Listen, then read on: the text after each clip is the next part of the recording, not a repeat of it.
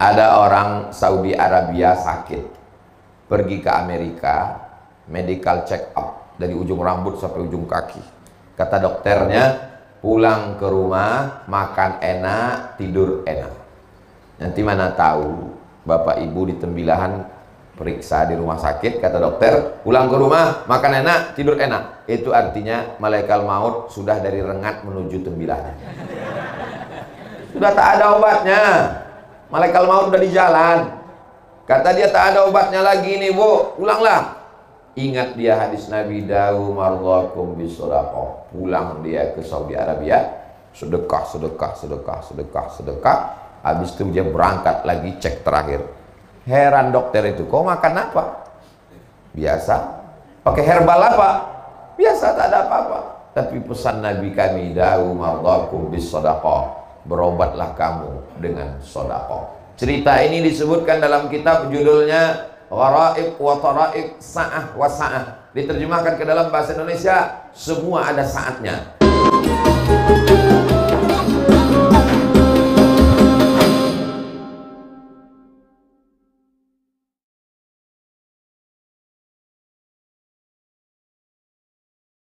Bismillahirrahmanirrahim. Assalamualaikum warahmatullahi wabarakatuh. Alhamdulillah wassalatu wassalamu ala rasulillah wa ala alihi wa sahbihi wa man tabi'ahu wa mawalah. Yang sama-sama kita hormati Ketua Surau Ad-Din beserta seluruh pengurus, para alim ulama, guru-guru kita, para asatiz, semua jamaah yang hadir tak dapat saya sebutkan satu persatu. Insya Allah kita semua dimuliakan Allah Subhanahu Wa Taala. Amin ya rabbal alamin. Tema kita keutamaan infak dan sedekah. Kalau ada orang memasukkan duit ke kotak, itu namanya infak. Kalau ada orang melihat kotak itu dengan senyum, itu namanya sedekah. Karena sedekah itu umum. Likulli sulama minkum sedekah. Setiap tulang-tulang sendi ini sedekah. Pergi dia ke Surau Ad-Din, ditengoknya sendal-sendal itu kacau balau, lintang pukang, tunggang langgang, macam Ukraina diserang Rusia. Disusunnya rapi. Itu infak apa sedekah? Sedekah. Pergi dia ke Surau Ad-Din, ditengoknya habis kena hujan tenda-tenda, lalu diluruskannya lagi, dibersihkannya lagi. Itu infak apa sedekah? Itu namanya sedekah. Dia tak bisa membantu, sudah tua, tapi dia masih bisa memberikan semangat. Anak-anak muda, kalian semangat ya. Itu infak apa sedekah? Sedekah. Makanya kata Nabi, tabassumika fi wajhi akhika sedekah. Senyummu ke wajah saudaramu itu adalah sedekah. Sedangkan infak, wa anfiqu min thayyibati ma kasabtum. Berinfaklah kamu hasil usaha. Ngasih duit itu infak. Ngasih air putih itu namanya infak. Mengasih kue ini infak. Bentar lagi kue datang. Kalau benda dia dalam bentuk materi itu infak. Kalau bendanya tidak hilang-hilang sampai hari kiamat, itu namanya wakaf. Misalnya ngasih tanah, apakah hilang tanah Surau Ad-Din ini? Tak hilang. Ada yang makan tanah sini? Tak ada. Tanah Surau Ad-Din tak hilang sampai hari kiamat. Itu namanya wakaf. Wakaf tidak boleh hilang. Makanya tidak bisa wakaf lilin. Saya wakafkan lilin ini, tak bisa. Karena lilin setelah dibakar hilang. Tiang ini infak atau wakaf? Wakaf. Tiang ini tak boleh hilang. Andai Surau Ad-Din ini 20 tahun lagi berubah menjadi Masjid Ad-Din 10 lantai, maka tiangnya ini tak boleh hilang. Tiangnya ditumbangkan, tetap dijadikan lantai pondasi dasar. Tak boleh hilang tiangnya, karena dia wakaf. Orang dulu menyerahkan duit ke Surau Ad-Din ini, akadnya adalah wakaf. Barang wakaf tak boleh hilang. Jadi kalau ada renovasi masjid, semua yang ada di masjid itu mesti balik. Andai terpaksa mesti dijual, duitnya tetap balik lagi ke masjid. Tak boleh hilang. Ini diantara perbedaan antara wakaf, infak, sodako. Kalau zakat Pak Ustadz, kalau zakat wajib, infak, wakaf, sodako itu sunat. Kalau zakat dia wajib dan ada haulnya setahun sekali dan ada nisabnya, ada batasnya. Kalau zakat, wakaf, infak tak ada batasnya. Misalnya punya kambing 40 ekor, maka dikeluarkan zakatnya 1 kambing. Punya onta 5 ekor, dikeluarkan zakatnya 1 kambing. Punya emas 85 gram, dikeluarkan zakatnya 2,5%. Katanya ada emas yang tak dizakati Pak Ustadz. Ada, Mas Parno, Mas Paijo. Mohon maaf Mas Nantis. Nah, inilah dia 4 yang mesti dibedakan: zakat, wakaf, infak, sedekah. Jadi nanti kalau anak ibu, anak bapak bertanya, mak ya, apa beda zakat, wakaf, infak, sedekah? Udah dijelaskan Ustaz Somad itu tadi, cuman aku tak bisa ngulangnya lagi. Apa kata dia? Aku tadi tak dapat tempat duduk, jadi saya pikirkan semuanya. Mudah-mudahan semua kita ini selalu dalam rahmat Allah SWT. Keutamaan infak dan sedekah. 1. As-sadaqatu tadfa'ul bala. Sedekah menolak bala. Andai kita ditakdirkan hari ini menabrak seekor ayam, tertulis di Lauhil Mahfuz, hari ini, hari apa ini? Hari Sabtu, bahwa kamu dalam perjalanan ke Concong menabrak seekor ayam, lalu kemudian bersedekah, maka dihapus, tak jadi menabrak ayam. Janji Allah SWT, disampaikan Nabi Muhammad SAW. As-sadaqatu tadfa'ul bala. Makanya orang tua-tua kita dulu selalu mengatakan sedekah tolak bala. Makanya kalau udah sedekah tolak bala, makan aja. Ada daging kambing, makan, karena itu tolak bala. Dan kabarnya kambing di Tembilahan ini tidak mengandung kolesterol, karena kambing di sini mengandung anak kambing.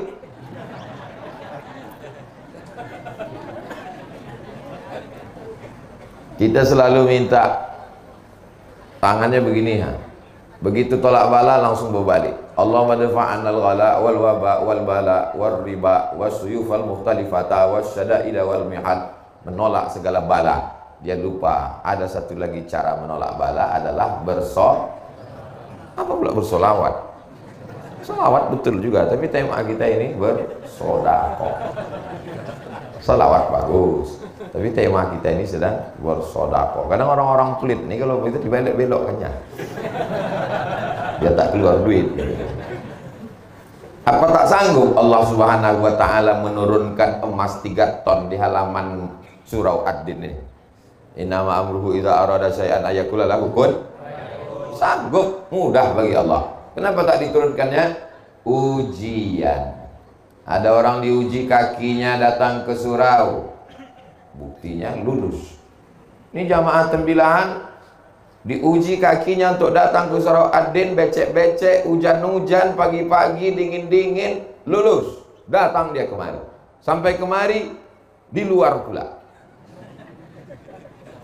Tak merajuk dia, tetap bertahan. Andai ada orang yang diuji telinganya mendengarkan ceramah, lulus. Tapi ketika diuji kantongnya, disitulah kumat penyakit asli. Jadi ini sedekah, infak ini adalah ujian dari Allah. Mudah-mudahan kita semuanya lulus ujian insya Allah. Jadi kalau mau dijauhkan dari segala matra bahaya bala. Anak saya kuliah di Jakarta, di Jogja, di Surabaya, di Medan, jauhkan dari bala Pak Ustadz, sedekah. Suami saya sedang di luar kota Pak Ustadz, doakan supaya jangan sampai dilarikan pelakor, sedekah. Istri saya cantik Pak Ustadz, takut saya dia dipelet orang, sedekah. Namanya sedekah tolak bala. Belum ada lagi tolak kuih, tak ada. Belum ada lagi tolak teh tarik, tak ada. Yang ada tuh tolak bala. Bagaimana cara menolak bala? Doa. Bagaimana cara menolak bala? Zikir. Bagaimana dengan cara menolak bala? Kata Nabi, idza ra'aitum, kalau kamu menengok ada bala, musibah datang, maka kata Nabi, fatasaddaqu, maka bersedekahlah kamu. Dulu orang-orang tua kita itu tak pakai dalil dia. Dimasaknya ayam, dimasaknya nasi, dimasaknya kue, diundangnya tetangga. Habis itu, mari kita berzikir, qul huwallahu, qul falaq, qul binnas, ayat kursi, afdhalul zikri fa'lam annahu la ilaha illallah. Apa acara ini, Pak? Sedekah tolak bala. Tak tahu dia dalil hadisnya. Yang penting diamalkannya. Beda sama orang sekarang, tahu hadisnya, sering ngaji tapi tak pernah diamalkan. Itu maka orang dulu itu lebih berkah hidupnya. Alhamdulillah, orang-orang tembilahan ini suka bersedekah tolak bala. Itu maka tembilahan ini aman sampai hari kiamat insyaallah. Surau ad-din, din agama. Agama inilah yang menyelamatkan kita. Kalau mau selamat anak cucu kita, surau ad-din ini mesti besar. Ad-din, agamanya mesti selamat. Selamat, makanya doa selamat yang pertama, Allahumma inna nas'aluka salamatan fiddin, selamat dalam agama. Kaya, pejabat, duit banyak, ganteng, kalau agamanya tak selamat, neraka jahanam. Jadi baik kayu bakarnya neraka, tak ada gunanya hidup di dunia. Waquduhan nasu wal hijarah, bahan bakarnya neraka itu nas, manusia, wal hijarah, batu. Nas, manusia, orang kafir. Hijarah, batu, batu-batu berhala yang disembah. Makin besar batu-batu patung itu dibuat, semakin membuat kobaran api neraka. Alhamdulillah, di Tembilahan tak ada patung di Tembilahan. Tak ada. Manusia mematung banyak di luar di sana. Bapak Ibu yang ada di dalam surau ad-din, jangan menyepelekan saudara kita yang ada di luar. Boleh jadi mereka lebih dulu masuk surga daripada kita. Diaminkan orang itu. Awas Bapak Ibu. Subhanallah. Itu yang pertama. Yang kedua, kata Nabi SAW, Dawu mardakum bis sadaqah, obati orang yang sakit di antara kamu dengan sedekah. Dawu, obati. Mardakum, orang yang sakit di antara kamu bis sedekah, dengan sedekah. Datanglah orang menjumpai Imam Abdurrahman bin Mahdi ahli hadis. Lututku ini udah benanah 7 tahun tak sehat-sehat. Tolonglah aku wahai Imam Abdurrahman bin Mahdi. Imam Abdurrahman bin Mahdi ingat hadis Nabi. Kata dia, kau sedekah. Sedekahnya gali sumur. Cari kampung yang tak ada sumurnya, gali sumur. Setelah digali sumur, kering nanah di lututnya itu sehat. Apa hubungan sumur dengan lutut bernanah? Ternyata orang kampung habis minum berdoa, ya Allah, balaslah kebaikan orang yang bersedekah sumur ini. Tak ada yang sulit bagi Allah Subhanahu wa ta'ala. Ada orang Saudi Arabia sakit, pergi ke Amerika, medical check up dari ujung rambut sampai ujung kaki. Kata dokternya, pulang ke rumah, makan enak, tidur enak. Nanti mana tahu Bapak Ibu di Tembilahan periksa di rumah sakit, kata dokter, pulang ke rumah, makan enak, tidur enak. Itu artinya malaikat maut sudah dari Rengat menuju Tembilahan. Sudah tak ada obatnya. Malaikat maut udah di jalan. Kata dia, tak ada obatnya lagi nih Bu, pulanglah. Ingat dia hadis Nabi, Dawu mardakum bis sadaqah. Pulang dia ke Saudi Arabia, sedekah, sedekah, sedekah, sedekah, sedekah. Habis itu dia berangkat lagi cek terakhir. Heran dokter itu, kau makan apa? Biasa. Pakai herbal apa? Biasa, tak ada apa-apa. Tapi pesan Nabi kami, Dawu mardakum bis sadaqah. Berobatlah kamu dengan sedekah. Cerita ini disebutkan dalam kitab judulnya Gharaib wa Taraib Sa'ah wa Sa'ah. Diterjemahkan ke dalam bahasa Indonesia, semua ada saatnya. Penerjemahnya Abdul Somad. Cari bukunya di internet. Semua ada saatnya. Abdul Somad. Buku itu bestseller, tebal. Bapak Ibu yang dimuliakan Allah SWT. Waktu saya sampaikan hadis ini di salah satu masjid, Dawu mardakum bis sadaqah, obati orang yang sakit di antara kamu dengan sedekah. Datanglah bapak-bapak ke tempat parkir. Ustaz Somad, hadis yang Ustaz sampaikan tadi betul. Memang betul lah. Mana pula hadis palsu ku sampaikan? Saya mengalami sendiri Pak Ustaz. Gimana? Istri saya diponis dokter kena kista di dalam rahimnya sebesar duit logam. Kalau sudah kena kista, kista ini mesti dioperasi, dibuang sama-sama rahimnya. Kata dokter, ibu dalam rahimnya ada kista, mesti dibuang. Rahimnya hilang. Menangislah si ibu karena rahimnya hilang, tak bisa hamil lagi. Suaminya senyum. Ibu tuh ingat, yang lajang pula senyum macam paham aja kalian. Ibu tuh ingat hadis Nabi, da'u mardakum bisadaqah, obati yang sakit dengan sedekah. Dia pun bersedekah, diundangnya anak yatim, fakir miskin. Lalu kemudian dia cek lagi, rupanya kista itu mengerut, hilang. Kata dokter, ibu nggak perlu operasi, rahimnya sehat dan bisa hamil lagi. Ibu itu tersenyum, bapak tuh pula menangis. Gagal. Ini hadis ini membahagiakan untuk ibu-ibu, tapi mengecewakan tuh bapak-bapak. Da'u mardakum bisadaqah, obati orang yang sakit dengan sedekah. Ini tema subuh ini luar biasa ya.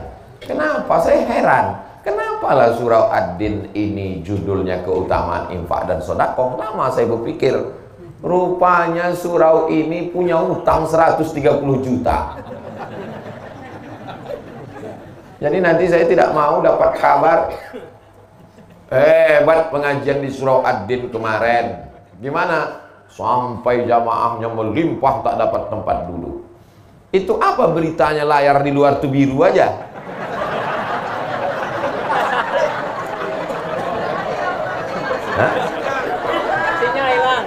Yang anehnya layar tuh biru, bapak-bapak tuh tetap menengok layar. Saya heran, dari tadi orang tuh nengok ke sana, orang tuh nengok layar terus. Saya tengok sini, oh udah muncul. Mudah-mudahan bapak-bapak hilang lagi.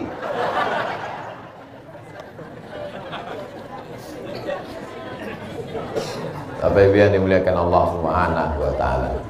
Kadang kita ceramah di masjid yang besar, megah, mewah, tapi jamaahnya tak ramah, tak ada senyum, mukanya ketat, orang-orang stres semua. Di surau Ad-Din ini kecil, tapi hati kita bahagia.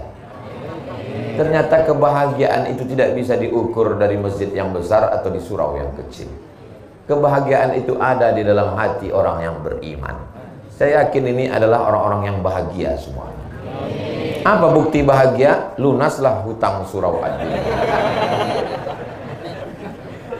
Bapak Ibu yang dimuliakan Allah, kita lanjutkan yang ketiga. Adik-adik tolong diingat, ini nanti akan keluar dalam UAS, ujian akhir semester. Ketiga, waktu orang sudah mati, masuk ke liang lahat, ditutup pakai papan, ditimbun dari atas. Setelah itu mobilnya pulang, dan tak lama sesudah itu namanya di STNK BPKB berganti dengan nama orang lain, diganti di kantor Samsat. Kenapa berganti? Karena Pak Polisi tak mau menangkap almarhum. Lo tak percaya, tanya sama Pak Polisi. Lalu kemudian rumahnya dijual, dibagi ke ahli waris. Istri dan anaknya di tepi kubur menangis, menetes air mata, berdoa Allah maafil lahu. Habis itu pun pulang semua ke rumah. Wa yabqa wahidun, yang tinggal di kubur itu cuma satu. Yang satu yang mengalir itu yang disebut Nabi shadaqatun jariyah. Jariyah artinya mengalir sampai hari kiamat. Kalau membacakan Al-Fatihah mesti disebutkan ila ruhi fulan bin fulan al-Fatihah, baru sampai. Tapi kalau untuk sedekah jariyah, siapa yang berwakaf tanah surau Ad-Din ini saya tak tahu namanya, tapi dari mulai ayat yang saya baca jadi imam tadi, tausiah, zikir dan doa, mengalir pahalanya ke orang yang berwakaf surau Ad-Din sampai hari kiamat. Zuhur, asar, maghrib, isya, i'tikaf, salat Ramadan, tarawih, mengalir Itulah yang diingin-inginkan orang mati, mendapatkan pahala yang tak putus. Ibu-ibu masih ada wirid Yasin? Ada. Begitu pas, jangankan mati, maaf cakap, sedang halangan aja udah tak datang. Ibu anu kok nggak datang? Ya dia belum bisa datang. Kenapa? Anaknya masih kecil. Oh, ibu yang satu lagi anaknya kan udah besar. Anak yang besar tuh pula menitipkan anak kecil. Dulu tak datang wirid Yasin menjaga anak, sekarang tak datang wirid Yasin menjaga cucu. Belum lagi mati udah berhenti wirid Yasin. Tapi ada yang mengalir sampai hari kiamat. Itulah dia shadaqatun jariyah. Bapak ibu mau dapat amal mengalir sampai hari kiamat tak putus? Lunaskan hutang surau Ad-Din. Ini memang iklan ini setiap 5 menit kali mesti diulang terus. Jadi ingat ya. Yang keempat, orang-orang mati itu ditanya sama Allah. Orang mati itu bisa tak ngomong? Tak bisa. Oh, jadi pas malaikat menanya, "Marrabbuka?" Tak bisa. "Man nabiyuka?" Tak bisa. "Ma kiblatuka?" Tak bisa.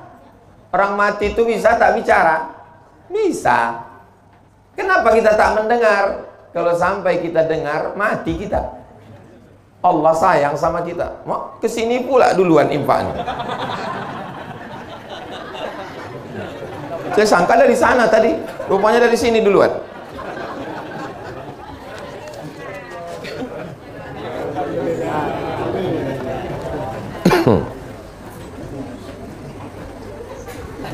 Saya walaupun pakai kain tetap pakai celana di dalam.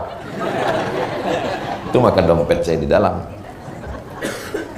Orang-orang mati itu ditanya Allah Subhanahu wa taala, mayat-mayat, jenazah-jenazah, maukah kalian hidup lagi? Ditanya Allah taala. Apa kata orang mati itu menjawab? Jawabannya ada dalam Al-Qur'an. Laula akhartani ila ajalin qarib. Tolonglah kasih aku hidup walaupun semenit saja. Kalau ku kasih kau hidup semenit, kau mau apa jenazah? Apa kata jenazah? Fa asaddaqa wa akum minas salihin. Ternyata jenazah itu jawabannya satu. Kalau kau kasih aku hidup ya Allah, aku mau bersedekah.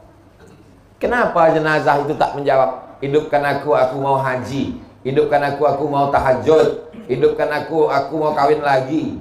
Hidupkan aku mau. Kenapa dia mau sedekah? Dikaji oleh para ulama. Karena pahala yang langsung mengalir ke kubur adalah pahala sedekah. Begitu meninggal, langsung mengalir kerannya ke kubur liang lahat. Orang-orang yang mewakaf surau Ad-Din ini, kalau hidup dia dimudahkan Allah segala urusannya. Kalau dia sudah meninggal, dilapangkan kuburnya sejauh mata memandang. Dijadikan makam liang lahatnya salah satu dari taman-taman surga. Dijauhkan kuburnya dari lubang-lubang neraka. Maka usahakan kalau bisa. Kalau tak bisa ya tak apa-apa. Saya kan ustadz, saya tidak bisa memaksa. Saya tidak bisa bawa pedang subuh ini lalu sedekah. Kalau tak sedekah aku pancung nanti. Oh, tak bisa. Ini ustadz radikal, kepala kau kena pukul. Ustadz itu artinya da'i. Da'i itu hanya mengajak. Saya mengajak Bapak Ibu, tak ada untungnya untuk saya. Kumpulkan duit Bapak Ibu, nanti akan saya bawa ke Pekanbaru untuk bangun pesantren saya. Abdul Somad tak begitu. Mengajak jamaah ngumpulkan duitnya untuk bangun pesantren Jil As-Salamah. Kumpulkan duit orang Tembilahan, duitnya untuk membangun pesantren Hayatul Quran. Kumpulkan duit jamaah subuh untuk bayar utang surau Ad-Din. Bukan duit orang Tembilahan dibawa ke Pekanbaru untuk membangun pesantren, menyelesaikan masjid Ustadz Somad. Bapak ibu yang kaya-kaya yang ada duit mau menolong masjid Ad-Din, saya tak ada untungnya sama sekali. Dan kalau bapak ibu masuk neraka, saya juga tak ada ruginya sama sekali. Cuman kalau saya masuk surga nggak ada bapak ibu, rasanya nggak enak. Nggak ada lo, nggak rame guys. Orang beriman itu tidak egois. Orang beriman itu kalau masuk surga, dia tidak hanya sekedar jumpa bidadari, makan, minum, dah. Yang pertama dia tanya, kawanku di Surau Ad-Din dulu mana? Kemana kawanku yang ada di Surau Ad-Din dulu? Rupanya orang Surau Ad-Din sudah masuk surga Jannatul Firdaus semua, insyaallah. Sebagaimana kita bersama di Surau Ad-Din, begitu jugalah nanti kita bersama Rasulullah sallallahu alaihi wasallam. Saya yakin dan percaya Surau Ad-Din ini nanti ke depannya besar karena lapangannya masih luas, berubah menjadi, ini dekat dari masjid, jauh.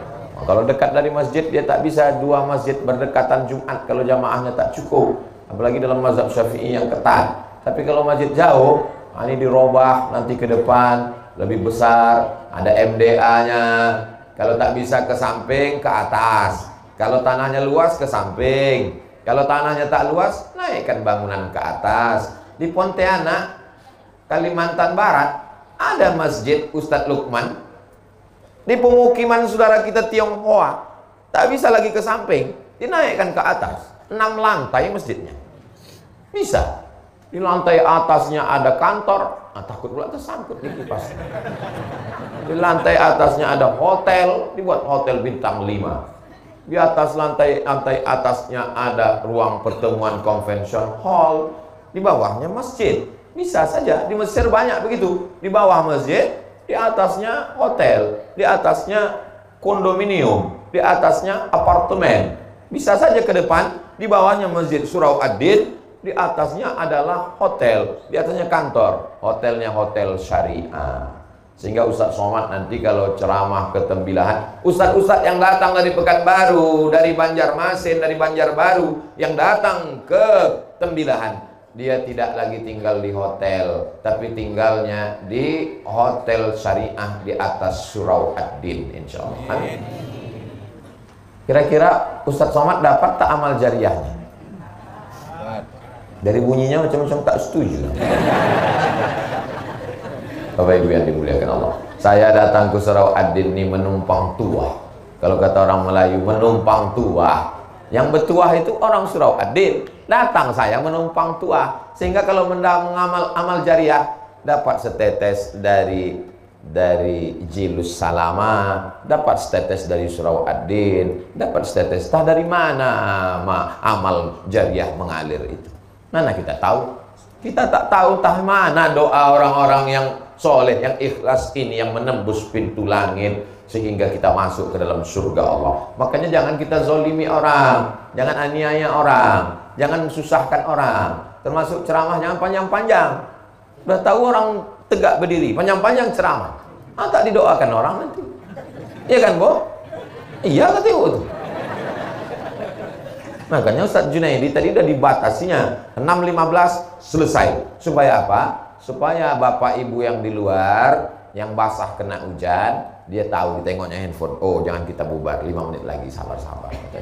Kalau banyak orang ceramah sekarang tak tahu selesainya entah jam berapa. Akhirnya langsung dia update status, kapan berakhir penderitaan ini. Berikutnya yang ke,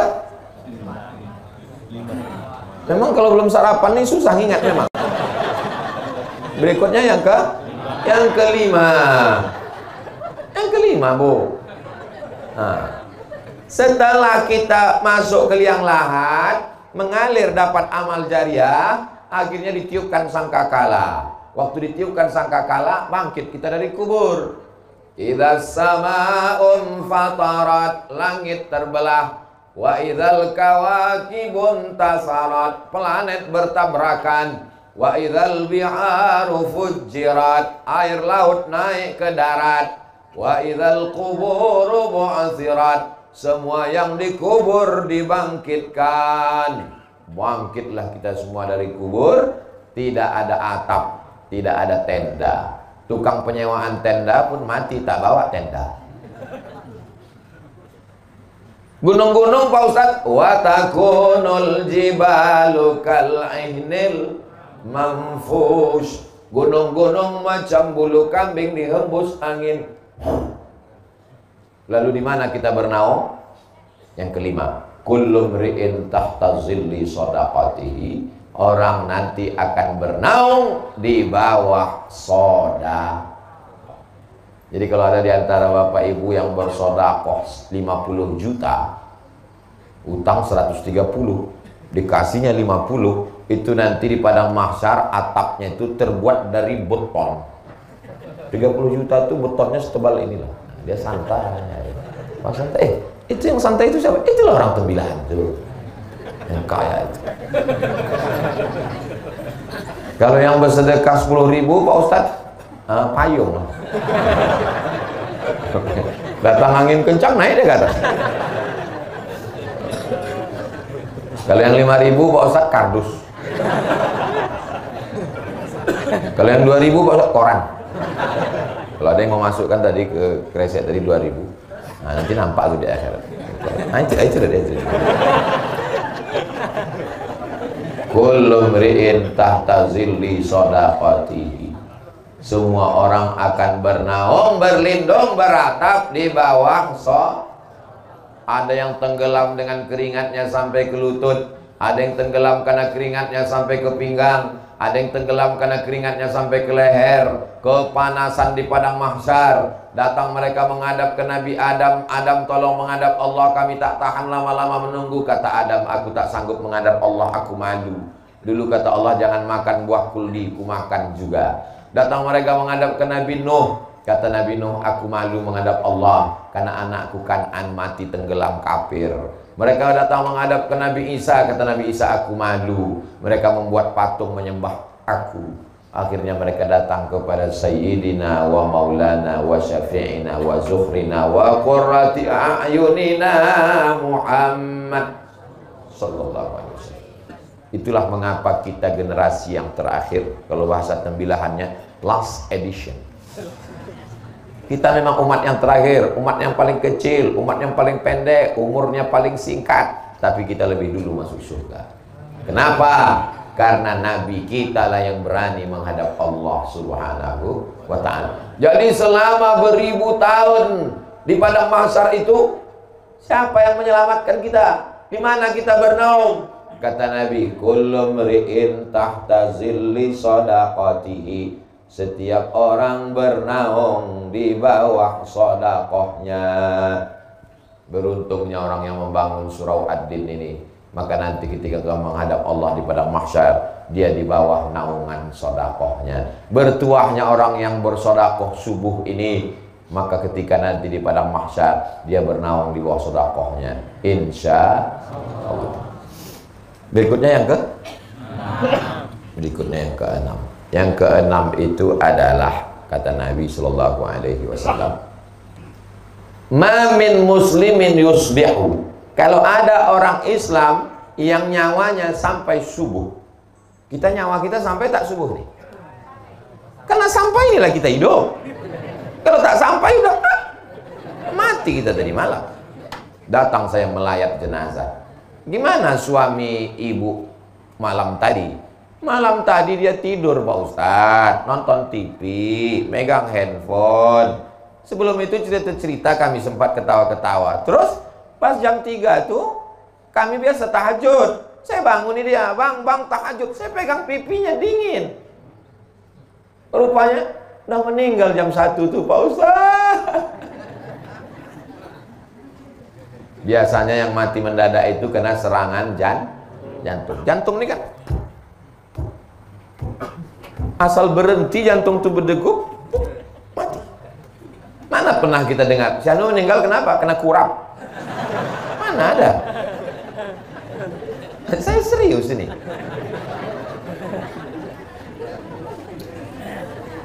Orang mati karena jantung berhenti berdetak. Kalau jantung berhenti berdetak, darah tak mengalir. Kalau darah tak mengalir ke otak, semua organ tubuh ini mati.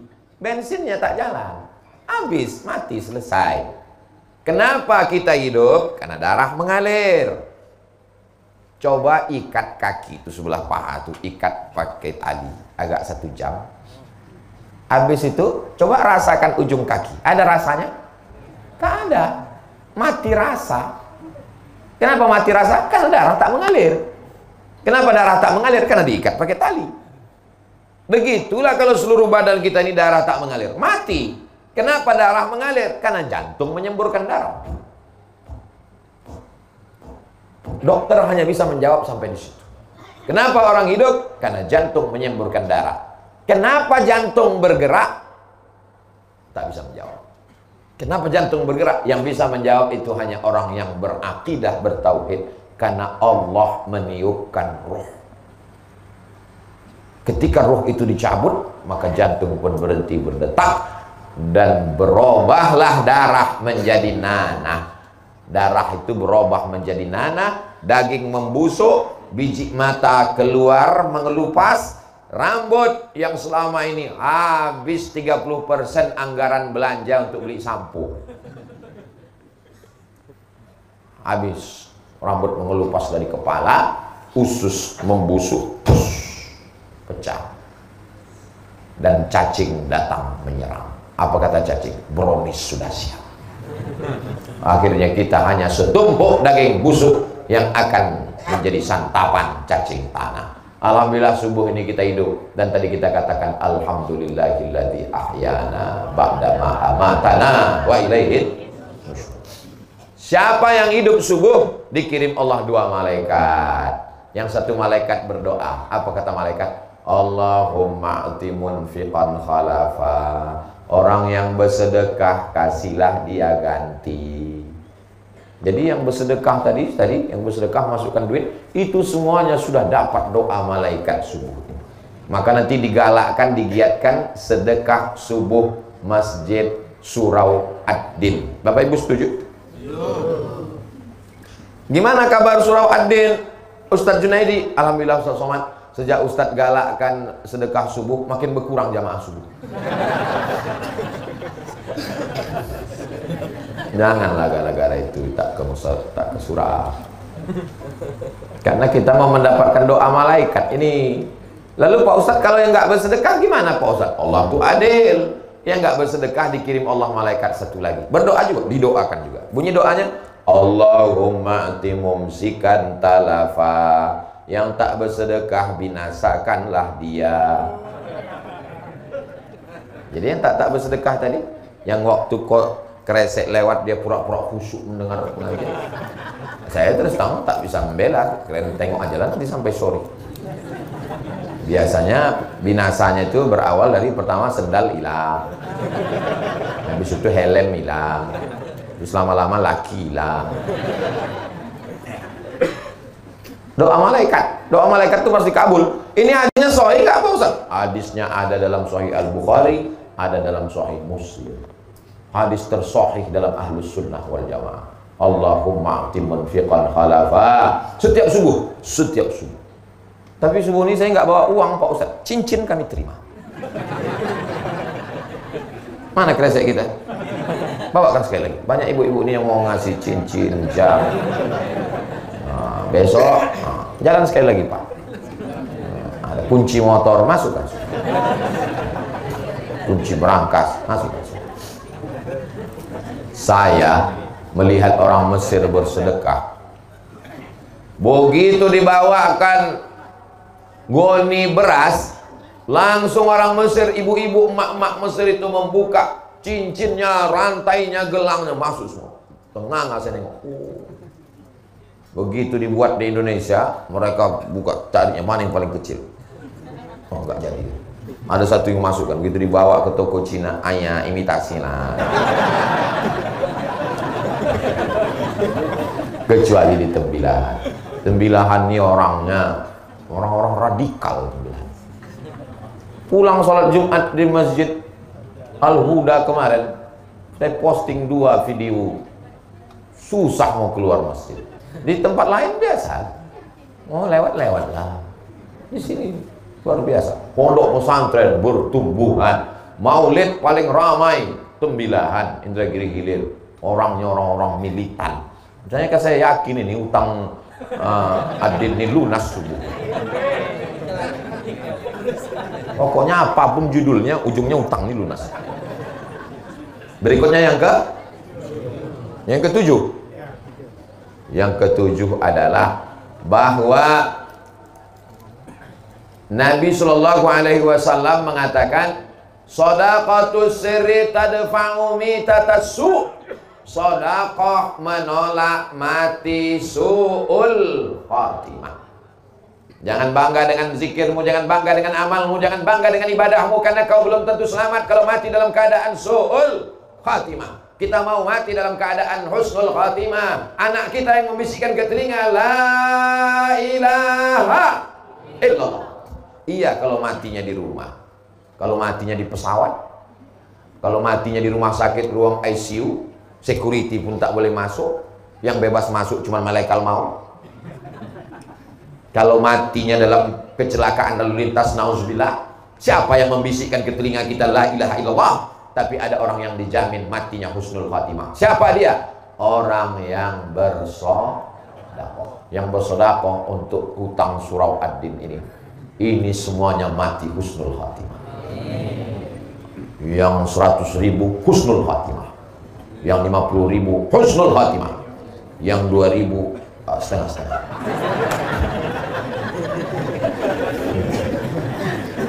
Husnul khatimah. Kok kenapa tak bersedekah menyelesaikan hutang surau ad-din? Aku niat aja dulu. Innamal a'malu binniyat. Bagus, tidak salah. Niatul mu'min khairum min amalihi. Niat orang beriman lebih baik daripada amal. Berapa banyak orang beramal ria, tapi niat tidak bisa dimasuki ria. Pas dia mau masuk surga, tanya sama malaikat, aku masuk. Kata malaikat, kami berniat aja dulu mau masuk engkau. Untuk sementara kau di neraka jahanam aja dulu. Ada pintu surga itu namanya babus sholat, untuk orang yang banyak tahajud. Ada pintu surga itu namanya babul jihad, untuk yang mati melawan Belanda, jihad fisabilillah. Ada pintu surga itu namanya babul kauziminal ghaiz, karena mampu menahan amarah. Ada pintu surga itu namanya babus shadaqah, itu yang ke-8. Yang ke-8, keutamaan adalah masuk surga dari pintu babus shadaqah. Dan yang akan masuk ke pintu surga dari babus shadaqah itu adalah jamaah dari surau ad-din. Masuklah Abu Bakar Siddiq dari babus shadaqah. Ditanya sama malaikat, Abu Bakar Siddiq masuk dari babus sedekah, siap. Berapa sedekahnya? Abu Bakar Siddiq waktu hijrah, ayahnya namanya Abu Quhafah. Siapa nama ayahnya? Abu Quhafah. Abu Quhafah tak Islam. Marah dia. Asma itu nama anak Abu Bakar. Asma, yaitu mana emas Abu Bakar?